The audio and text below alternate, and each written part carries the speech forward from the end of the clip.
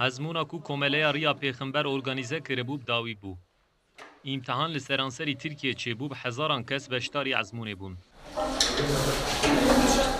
Li Mûşê jî eleqeyeke mezin hebû û 4500 kes ketin vê ezmûnê. İmtihan da astên dibistana seretayî, dibistana navîn, lîse û kesên derçûyî de 4 astan pêkat. Kesên ku di ezmûnê de biser kevin dê xelatê bistînin.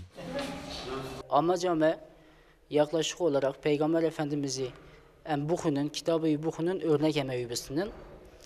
Divi kategoriye hanede ilkokul, ortaokul, gruba lise ve yetişkinler olarak çar grubu deketne sınavı. Xwendekarên ku ketin ezmûnê diyar kirin ku ji bo wan xelat negiringe. Me îro lihada Peygamber Efendimizle konulî ketine sınavê eğer me kazançken me re ödül de me her sal jê dixwazin enkî yarışma derkevê. Bivê amaca me hediye nî bû, amaca me Hazreti Muhammed'in hayatı em hîn bikin. Em dixwazin ku her sal ji vî sınava devam bike. Boy ödülna yani em dixwazin herkes hayata Peygamberê me bixwîne. Hin xwendekar jî daxwaz kirin ku ev îmtihan her sal bêkirin.